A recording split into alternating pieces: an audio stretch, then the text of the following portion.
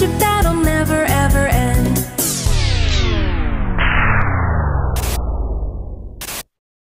Run!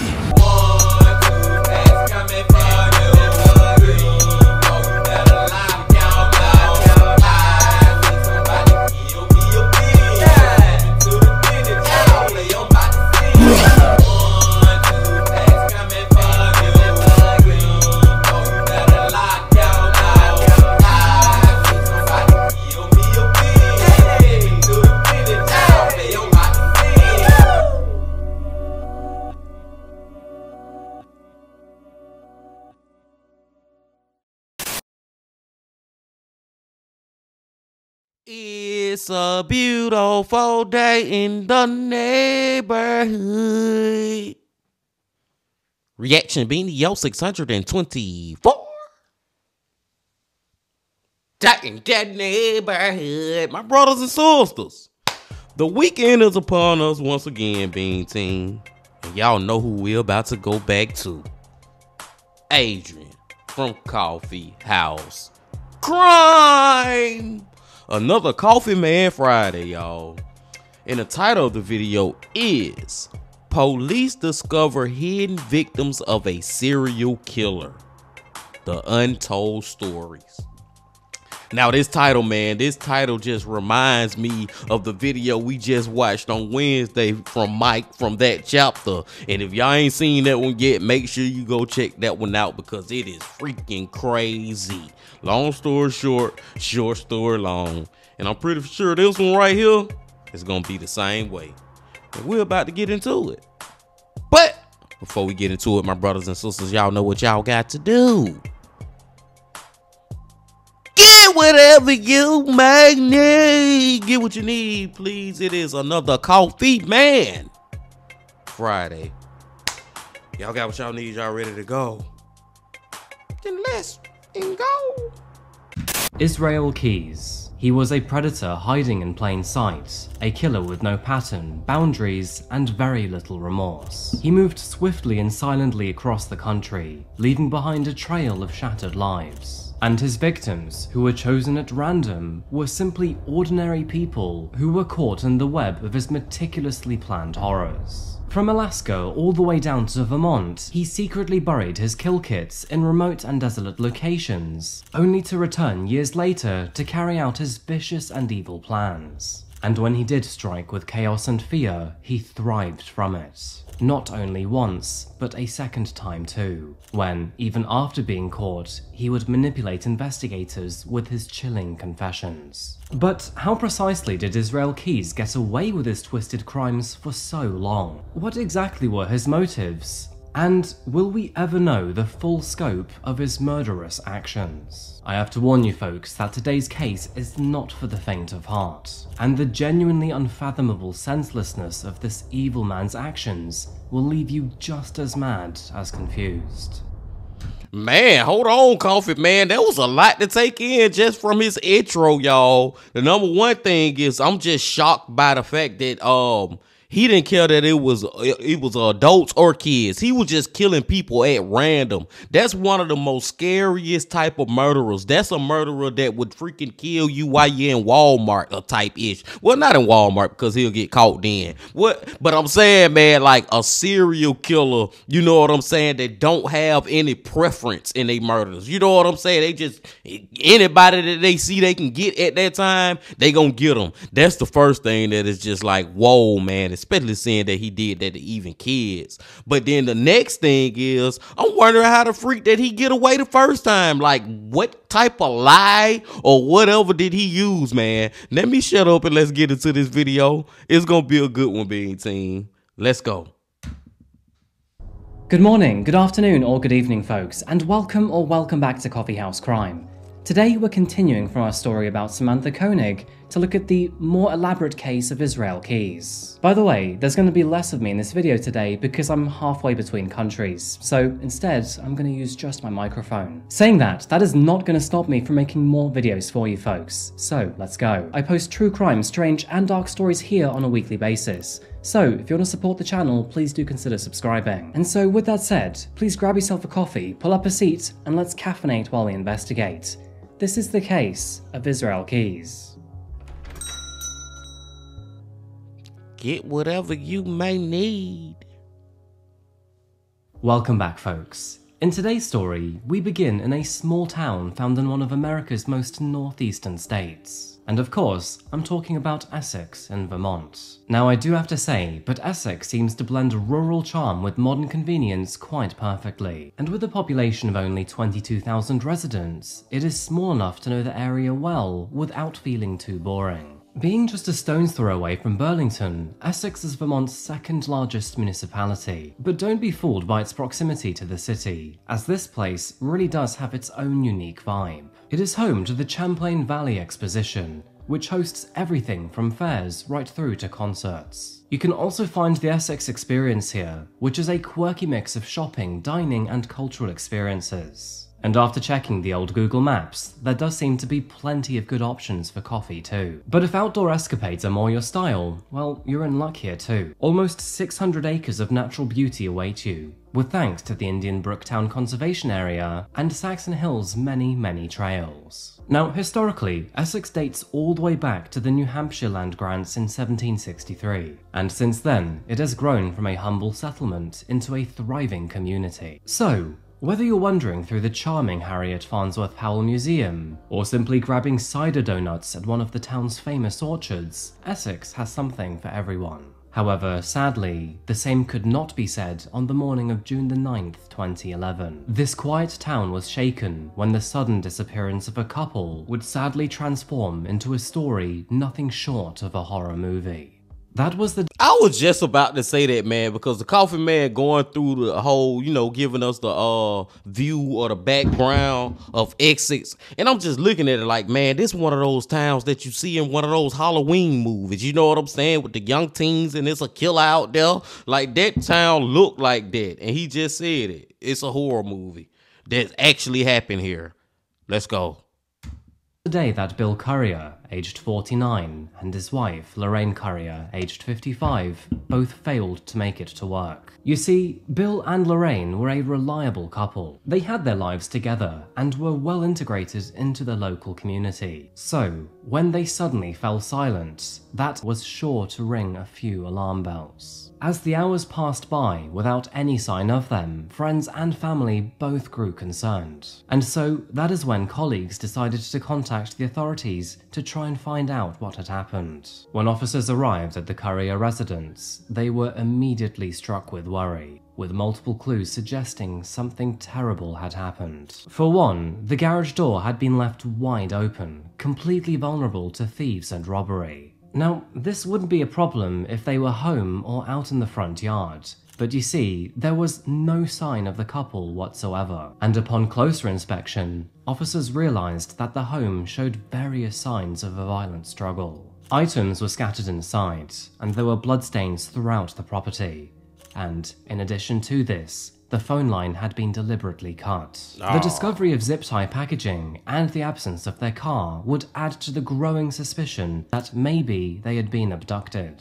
And as investigators pieced together all of the clues left behind, a chilling realization began to set in. This was no ordinary disappearance. It looks like the Curriers had been targeted in what appeared to be a planned and brutal crime. However, despite the mounting clues, there were very few leads alluding to where they had been taken to or who could have committed such a terrible act. There were other questions too. Why would they target the Curriers in the first place? I mean, these two were just a sweet-wise couple, and who could possibly want them dead? In order to answer those two questions, I'm going to answer a couple others first. That being, who were Bill and Lorraine Currier, and who could possibly want them dead? Like who? Beginning with Bill, William Bill Scott Currier was born and raised in the northeastern United States, spending much of his early life in Vermont. Growing up in a modest household, he developed a strong sense of responsibility and independence from a very young age. He was known as a quiet and thoughtful individual, someone who preferred to listen rather than dominate conversations. These kinds of traits would follow him into adulthood and shaped his approach to personal relationships and his own professional life. In short, Bill was a very hard worker, always committed to his tasks and well known for his reliability. It was after completing his education that he started to work in a series of jobs that reflected his dedication not only to helping others, but also maintaining a steady career path. And that is how he would eventually find his own calling in healthcare support services, working as a night shift caretaker for the Department of Anesthesiology at the University of Vermont. His role required him to manage vital tasks behind the scenes, ensuring that the department would run smoothly even during off hours. Over the years, Bill earned the trust and respect of all of those around him, both for his work ethic and his own humble approach to life. They say that age can either harden a man or turn him into a compassionate and gentle leader. And Bill, he was certainly the latter. During his own time in Vermont, he met his future wife, Lorraine, and although the details about how they first crossed paths are not widely documented, their relationship really did blossom over the years, leading to a long-lasting marriage filled with mutual respect, companionship, and a love for spending time in the peace of Vermont's natural surroundings. Lorraine... They both sound like two great people, man. You know what I'm saying? But I'm just stuck on this, y'all. And I'm probably going to be stuck on this for the whole video. Just the fact that the dude who did this just randomly killed them, and we're going to hear about other people. You know what I'm saying, man? It's just, that's my thing. It's not like Lorraine and Bill was involved with this guy at all. They in their freaking house. And this stranger, literally stranger, random person come just end it all, living their best life as a couple, married, happy couple. I'm just stuck on the randomness of this dude doing this ish. Lock your doors, Bean Team. I guess that's what I need to say. Long story short, story long. Lock your doors and make sure you got an alarm system and make sure it's on. Simone Currier was born on August 11th, 1955, and she too grew up in Vermont. She was known for her kind and caring nature, and her life was marked by her deep commitment to family and friends. She worked at Fletcher Allen Healthcare, where she held a job in the financial services department. Her colleagues described her as a warm and compassionate person, one who was always willing to lend a hand and support others. Lorraine's background was actually quite similar to Bill's in the same regard that she came from a humble upbringing, valuing hard work, integrity, and life's many simple pleasures. Outside of work, she enjoyed spending time with Bill, particularly in outdoor activities such as hiking and exploring their home state's amazing countryside. Their shared love for nature and their low-key, contented lifestyle defined their relationship, making their bond an integral part of both of their lives. Bill and Lorraine built a quiet, comfortable life here in Essex, where they were well regarded by friends, family, and neighbours. Hardly a couple that others would see as a threat or even a nuisance. So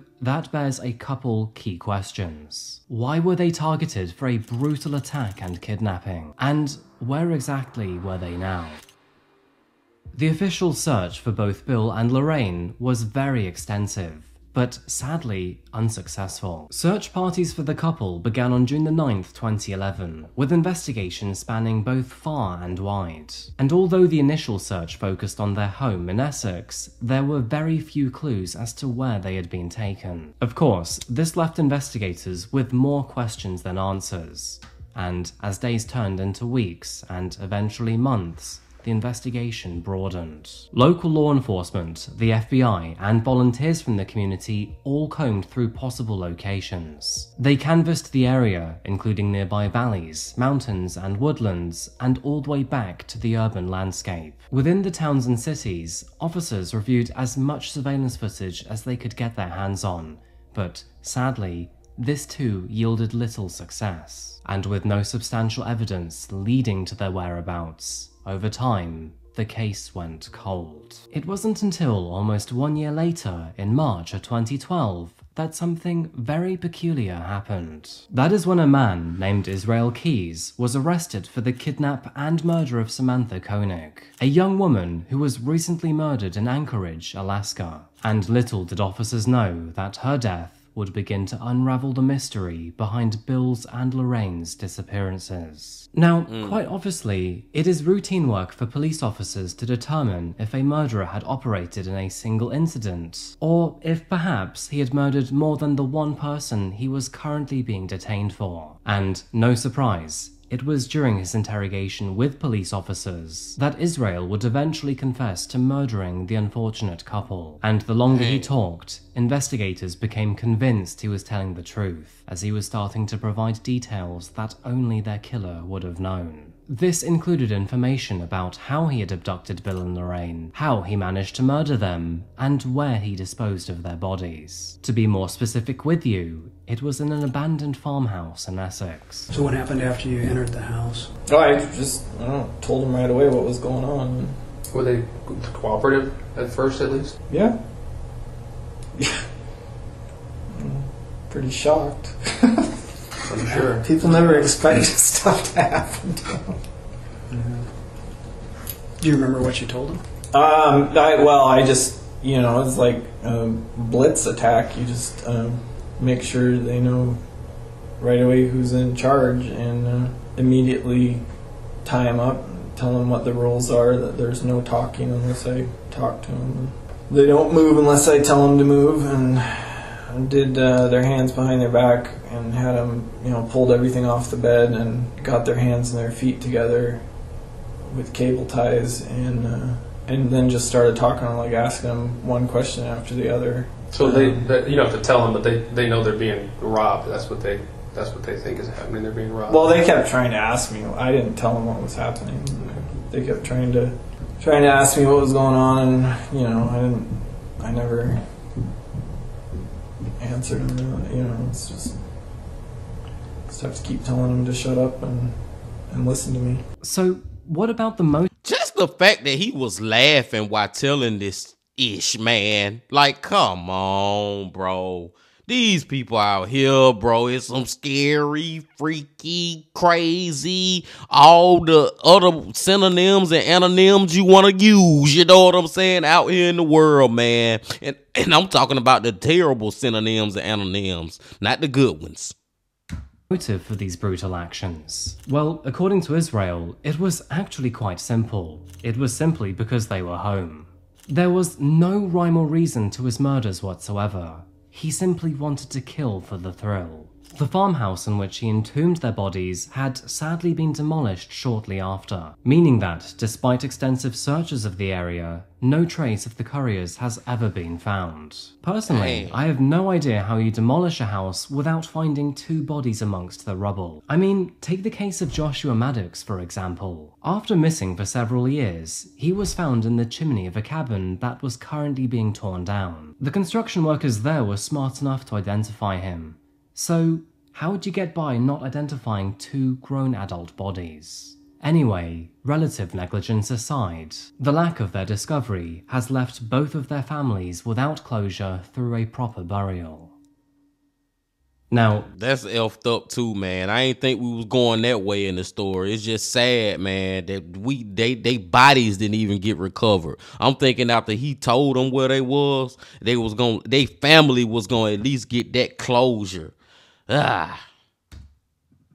deeply alarming reality of all of this is that Israel actually murdered many more people outside of Samantha, Bill, and Lorraine. In fact, he would go on to admit to murdering several other people from many states including New York, Washington, Vermont, and more. His confessions spanned 11 lives across the country, but investigators believe that this number could actually be far, far higher. That is because Israel seemed intentionally vague around the details, likely because he relished being in control. And sadly, this left many cases unsolved, at least to begin with. For one, Israel spoke about murdering a young woman on the East Coast in the early 2000s. He claims that he disposed of her body in upstate New York, though, sadly, her identity still remains unknown. He also hinted at killing another couple in Washington years before murdering Bill and Lorraine, where he then disposed of their bodies in a remote location. Unfortunately, Israel was very smart in his methodology. He had no consistent victim profile, selecting his targets at random in order to avoid being lured or detected by the authorities. He would also travel both far and wide across the country, planning his murders well in advance to avoid the mistakes commonly made over short distances and time. To help himself, he would create and then bury his so-called murder kits all over the country, with these kits containing weapons, money, and several murder supplies. And all of these were stashed underground in various states, where they would wait for him until he was ready to strike again. But surprisingly, murder was not his only crime. In fact, he also admitted to dabbling in bank robberies and even arson. He would often steal money to help fund his travels and supplies. And not only would this help him avoid detection,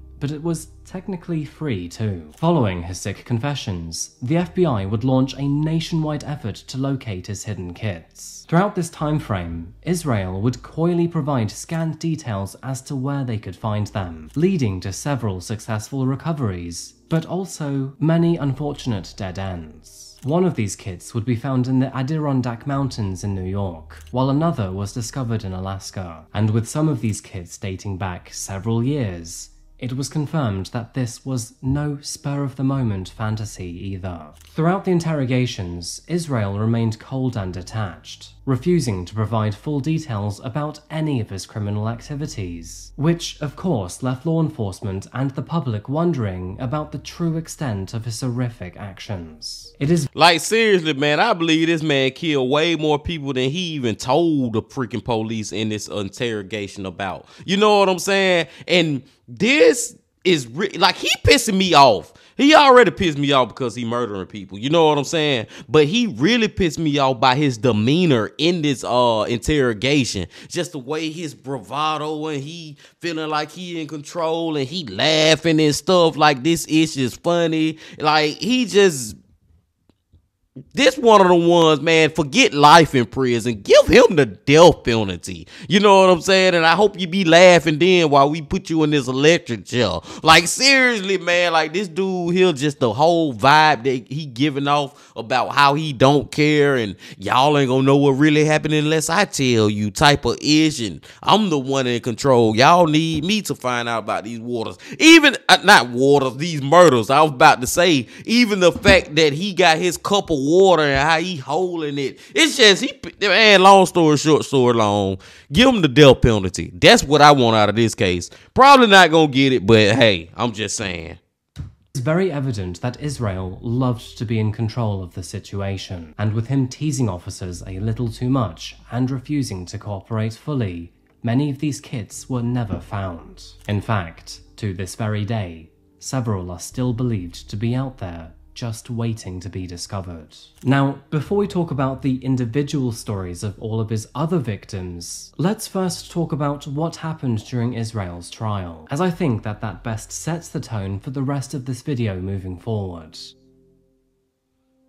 Let's go. Moving into legal proceedings, Israel would maintain his chilling and detached demeanor throughout all of these appearances, often smiling or appearing relaxed as the charges against him were read. While prosecutors were preparing for a high-profile trial that would link him to multiple murders, Israel seemed to be more interested in controlling the narrative instead. He would sporadically cooperate with investigators, providing limited information about his other victims, while also withholding many vital details. And although he provided some information, including how and vaguely where he murdered some of his other victims, he would deliberately withhold the identities and specific addresses. Now, undoubtedly, this left officers horrendously frustrated, but maybe that is precisely what he wanted after all. It is very clear that Israel wanted as much attention as possible. He would even demand that the death penalty be placed upon him, stating that he wanted a swift execution rather than enduring a lengthy trial. And in his rather typically controlling fashion, he refused to let the judicial system have any power over his fate.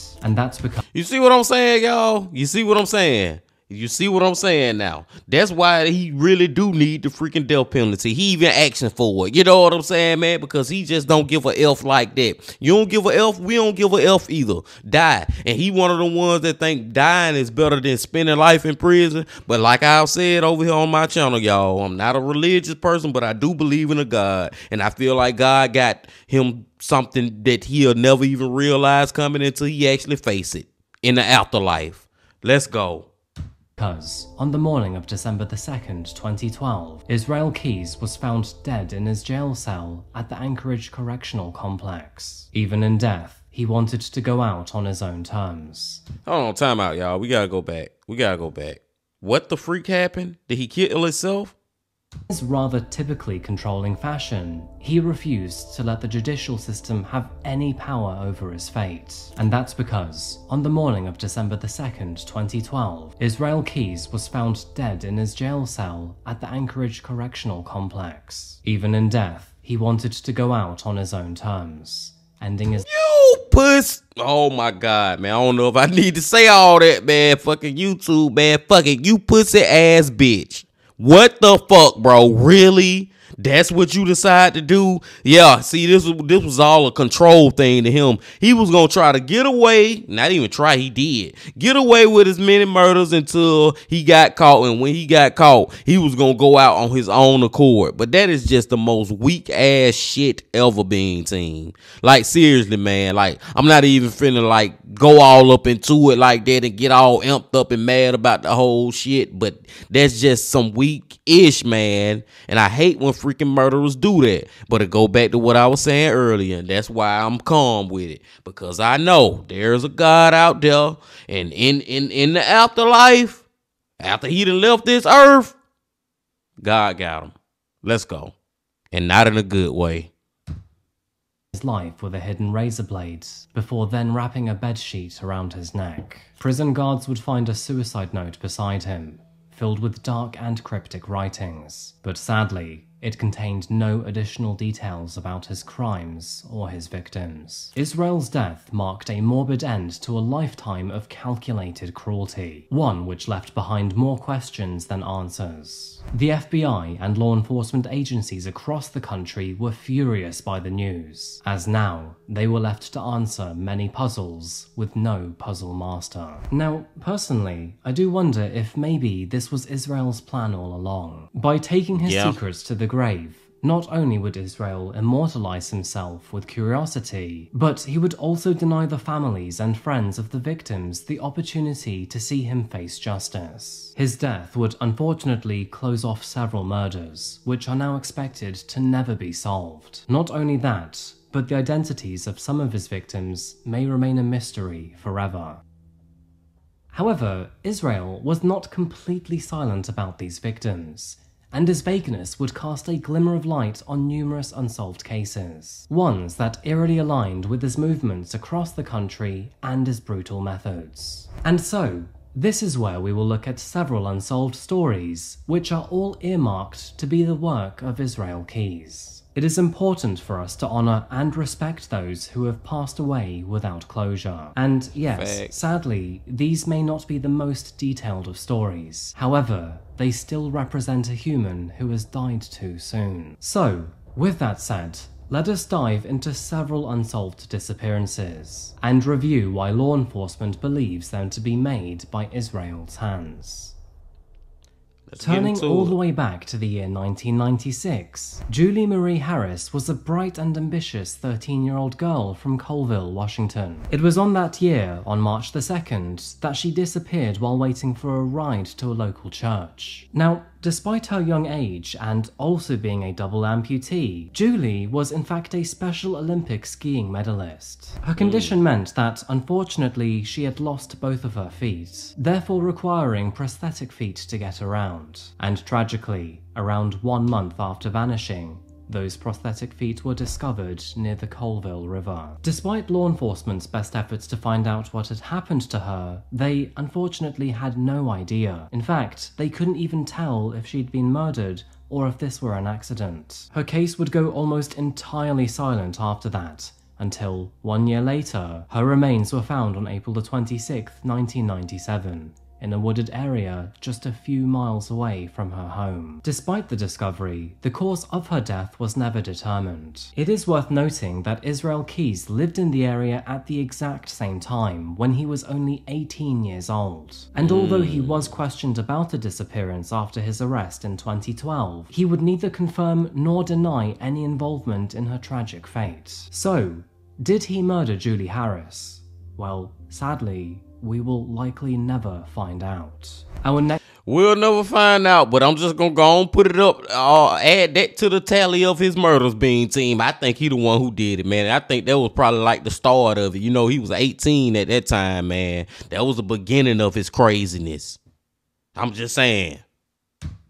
Next potential victim is Cassandra Emerson. Cassandra, or Cassie for short, was a 12-year-old girl from the same Colville area. And this was not your typical disappearance either. Cassandra was reported missing after the burned remains of her own mother, 29-year-old Marlene K. Emerson, was tragically found in their trailer home on June the 27th, 1997. Much like Julie, Cassandra's case would go silent over time, until the following year, her remains were discovered about 13 miles away from her home. Her death was shrouded in mystery too, with no definitive link to her killer. However, while in custody, Israel would actually admit that his first act of arson did indeed involve a trailer in Colville, hinting at a possible connection between him, Cassandra, and Marlene. Although the authorities do suspect that he could be linked to the deaths of all three women, he never provided any clear or definitive answers, leaving these cases wide open to interpretation. As a result, their families are still left without the closure that they so desperately look for, and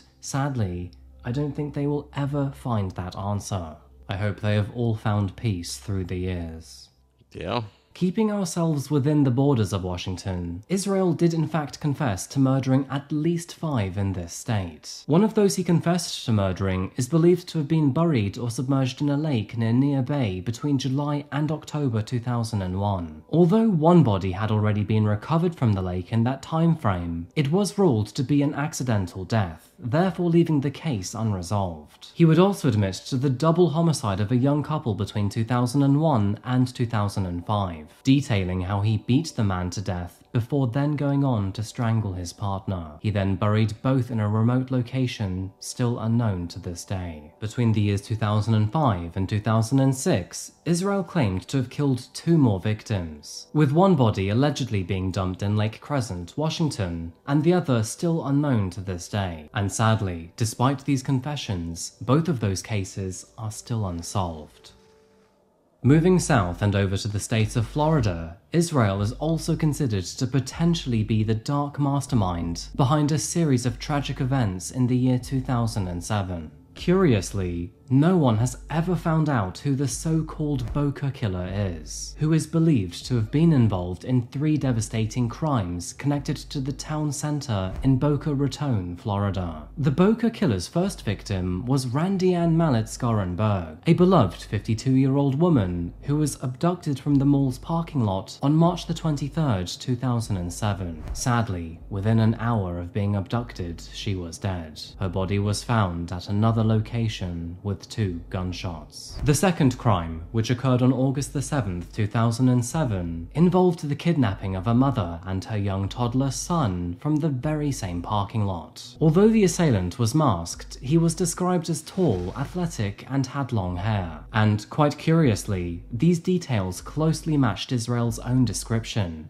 leading officers to believe that it may have been him. Now, like, I'm serious, y'all. Like, all these cases that the Coffee Man going over, man. If if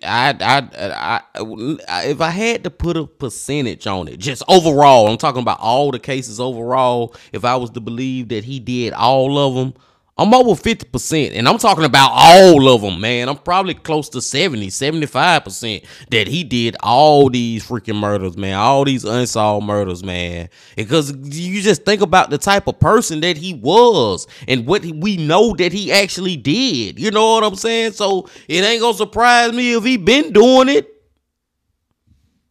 After forcing the woman to withdraw money from an ATM, the assailant then released both the woman and her child unharmed. Her bravery in recounting the incident to the police provided crucial information, though the trauma of the entire situation clearly had a profound impact on her moving forward. The third and final crime in this tragic series was not so lucky, and that was the heartbreaking murder of Nancy Bocciccio and her 7-year-old daughter, Joey Bocciccio Hauser.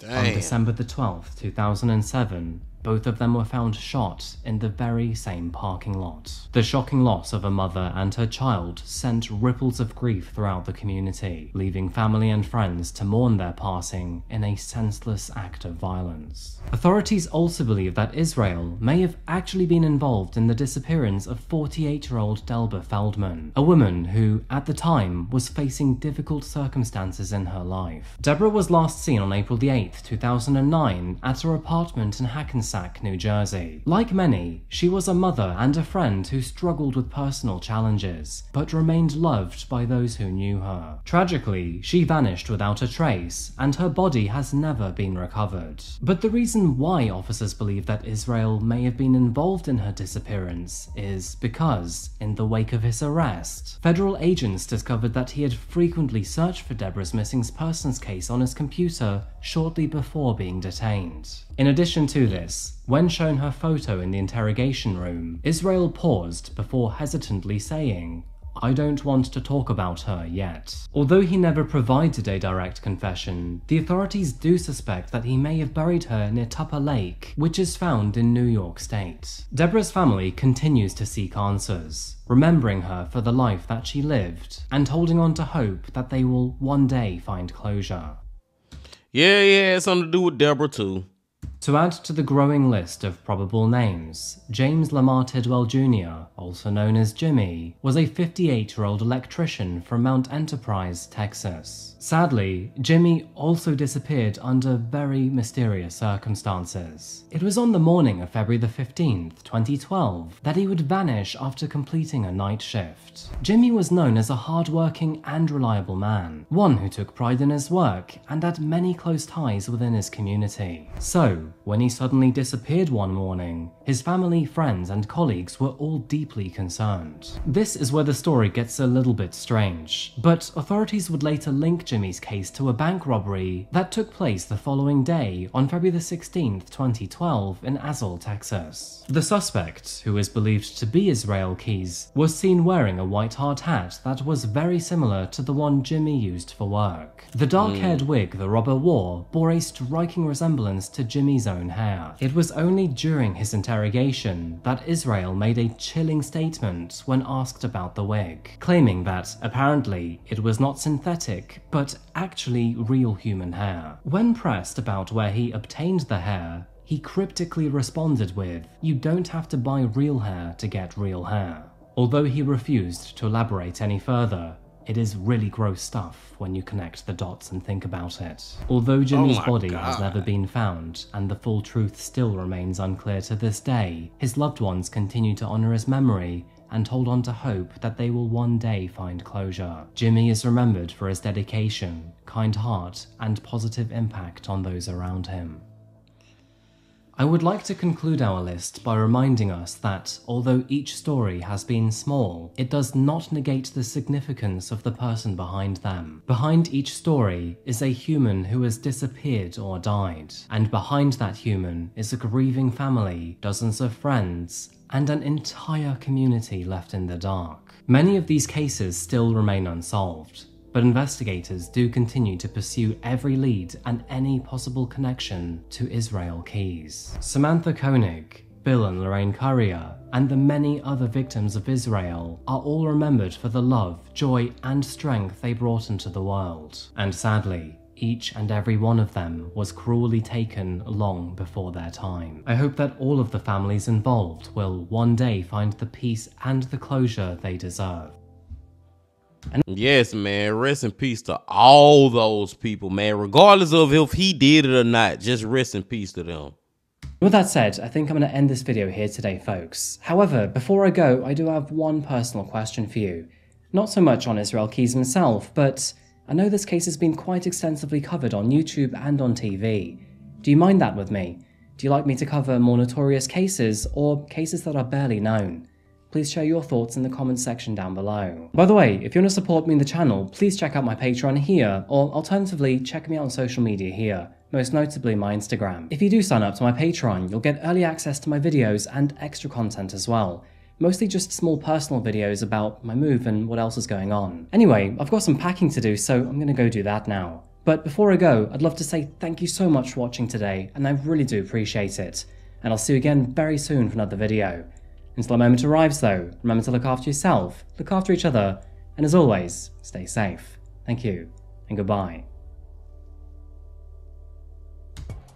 That one right there, Bean Team, just it hit a little harder than I thought it was, man. It hit a little harder than I thought it was. And that's not to take away from the fact that people lost their lives. Like I said, rest in peace to all them. Of course, man. But it's like we already knew that part was coming. But I'm going to go back to what I started from on the beginning, Bean Team. Just the fact that this man was just doing this to random people. Like he didn't really have no motive to actually pinpoint this certain person for whatever reason. No, whoever he saw, and when he felt the opportunity it was to do it, he freaking did it, man. And that's what really get me. Like, it make you kind of like scared not to even want to freaking go outside. You know what I'm saying? You don't even want to go to work. You don't want to go to the grocery store, the gas station, or whatever. Like, you don't even want to leave your house because you never know when you can come face to face with somebody who thinking like him. That's where I'm just on this one like, oh my God, man. Great story by the Coffee Man, though. Great story by the Coffee Man. And like I said, as far as like all the murders, that unsolved murders that we think he may have been involved with, I'm still like 70% that he probably involved with all of them. But I'm pretty sure that he involved with some of them that he didn't even confess to. And sadly, man, I gotta say too, sadly, that I don't think all of them gonna ever be solved. That's another sad thing about this, especially when the fact that he unalived himself, his PAB, you already know the PAB that he was being, go unalive himself. So we can't really get a lot of answer from that. I'm thinking even like maybe in the future, you know, I'm thinking about the DNA, more DNA, the technology would continue to advance, and maybe one day we can get some type of closure for some of these cases. And even if it's not him, I just want closure for these cases, man. All these freaking unsolved freaking murders that be out here, y'all. It's just freaking terrible, man. It's just like, dude, no matter like me personally, like I always be on my guard when I'm out in public anyway. You know what I'm saying, man? And I got what I need to try to protect myself. But even that ain't gonna protect yourself 100%. And it's just effed up that you even have to have the mindset that I be having out here, Bean Team. But it's just the way the freaking world is, man. You gotta stay on your guard, Bean Team. You gotta stay safe. And you got to make sure that you always goddamn watching your freaking surroundings. But I digress. I'm gonna go and let y'all go now, man. I appreciate y'all coming on back on another Friday to F with the Bean. And before y'all leave, just please, please, please, please, please hit that like button, comment, subscribe, and do all that if you ain't did that yet. And remember this: love, peace, and happiness. Stay safe. Don't stop. Keep going. Yeah.